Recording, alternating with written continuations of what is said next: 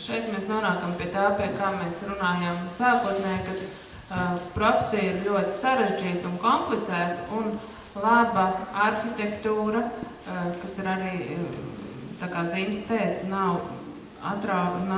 ārējais veidols atraujams no iekšējā, ir tikai tad, ja tas ir jau pārdomāti pirms tam, un ja ir bijusi šī ideālā savienība arhitekts, ja arhitekts uzskata, ka viņam ir vajadzīgs vēl speciālists interjerists, un viņš pats ar to nenodarbojas, tad tas ir interjerists. Labā gadījumā tas ir arī ļoti labs amatnieks, kurš pārzina šīs amatniecības lietas, un perfekts būvnieks.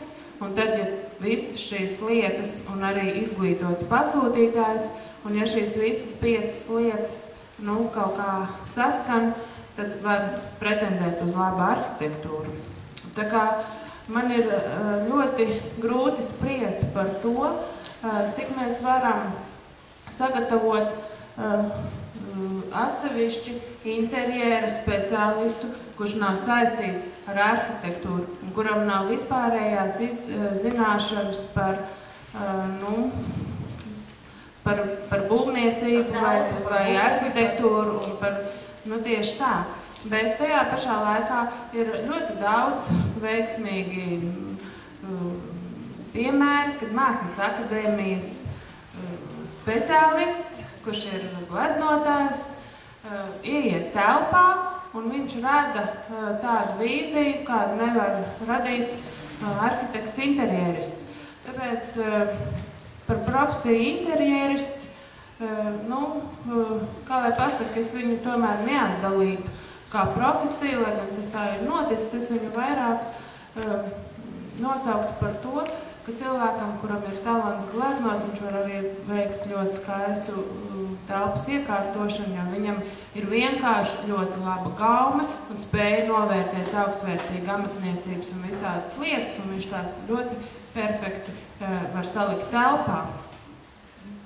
Respektīvi, ja es esmu kāda no šīm meitenēm, kas domā par šo interjeru dizainu, tad tas, ko jūs sakiet, man tomēr ir jāizvēlās kāda pamat izglītība, kur viens virziens ir šī arhitektūra, bet otrs tikpat labi tā var būt arī, lietišķās mākslas vidusskola un pēc tam Mākslas akadēmija, kur šis interjeru dizains ir tikai viena no sadaļām, varbūt, ko es daru. Vai tā?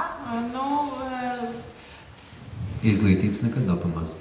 Jā, izglītības nekad nav pamaz. Bet, ja es gribu izvēlēties vienkārši Baltijas Krievu institūtā iet uz interjeristiem, tad es kaut kur varu paklupt, jo man nav apakšā. Izvēlēties vienalga, kuru no šīm 5 vai 6 mācību iestādēm, un izvēlēties jebkuru iestādi jums ir jāizvērtē, vai tiešām šī iestāde atbilst tam, ka jūs tērējat savu laiku un maksājat savu naudu. Bet kā to var uzzināt? Es ieeju komentāros un es dabūju ļoti labus atsauksmes gan par Baltijas Krievu institūtu, gan par Rīgas ekonomikas un biznesa augstskolu. Jā, bet ir atvērto durvju diena un ir visādas pieredzes, un to diezgan ātri cilvēks var saprast, vai tas ir viņa, vai tas nav viņa. Un tā kā teica Juris, kad, teiksim, mūsu laikā, kad mēs ar Zinti mācījāmies, tad nebija šis kapitālisms, un mēs varējām tur ilgi lidot, pa savu skolu un atrasties tādā nereālā stāvoklī, tad šobrīd tas ir diezgan neiespējami, un ja jūs gribat nevis vēl 10 gadus lidot, bet kaut ko sākt darīt un neatrasties 10 gadus vēlāk, tikai kaut kādā nulles un sākuma punktā, tad ir ļoti, ļoti jāpārdomā par to, kas tad ir tā jūsu izvēle un kāpēc jūs ejat uz konkrēto mācību iestādi mācīties un vai jūs esat gana sagatavots šai profesijai, jo viss ir ok līdz tam brīdim, kamēr mēs skatāmies pa televīziju, man liekas, mājokļu jautājums saucās, ja? Tad tā ir viena no pirmajām informācijām, ar ko sastopās parasts interjera lietotājs, ir šī dzīvokļa pārbūve, un to tik tiešām var apgūt Latvijas Mākslas akadēmijā, man liekas, ir 3 mēnešu kursi, pēc kuriem pārsvarā arī būs šis cilvēks, kurš izpilda tātad dzīvokļu pārbūves projektiņu, ja.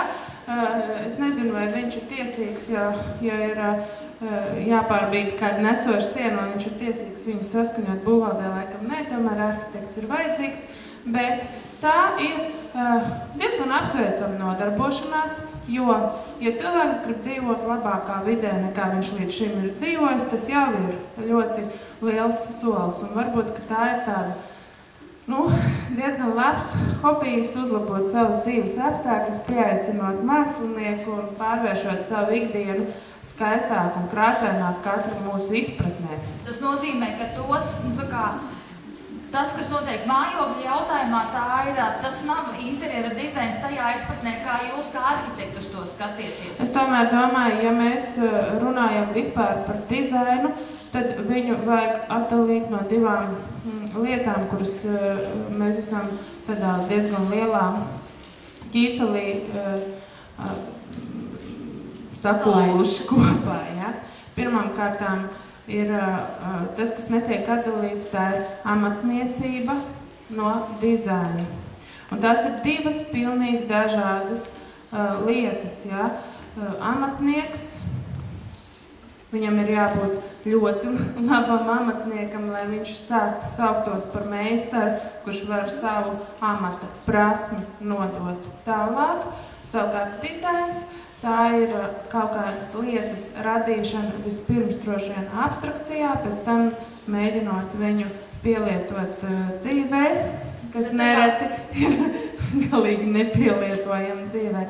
Bet tā ir skaists, tas ir skaists lidojums, tur nav attiecības ar pasūtītāju ļoti bieži, ja, un cilvēks var pacelties varbūt no tās ikdienas rutīnas augstāk. Bet tas ir tajā, ja tu runā par dizainu atsevišķi, bet ja runā par interjeru dizainu, tad jau tas vienmēr tomēr ir ar telpu saistīts, nevis...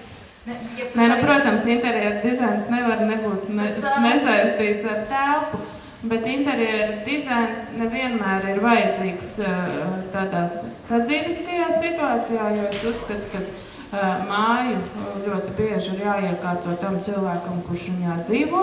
Ja tas ir sabiedriskajās būvēs, tad, protams, būtu vēlams, ka tas tiktu, un tas arī vienmēr tiek, tādā labā līmenī izpildīts, jo tas ir mūsu pienesums sabiedrībai. Caur interjeru un caur eksterjeru mēs arī audzinām šo sabiedrību, un caur to arī notiek tāda komunikācija, kas ir caur paliekošām vērtībām, jo ko tad mēs braucam skatīties uz ārzemēm? Pārsvarā tā ir arhitektūra, māksla un tās vērtības, kas ir gadsimtiem cauri saglabājušās.